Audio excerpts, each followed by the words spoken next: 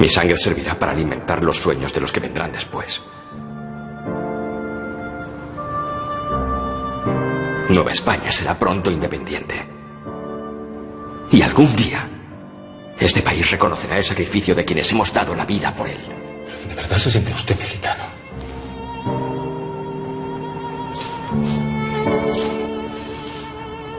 Uno no es de donde ha nacido, sino de donde se le reconocen los derechos. ¡Yo no hago la guerra más que al tirano de España! ¡Ponte!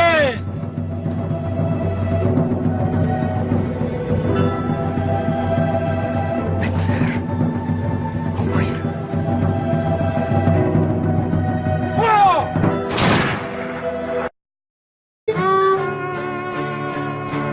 Serían las 3 de la tarde cuando Mina se embarcó.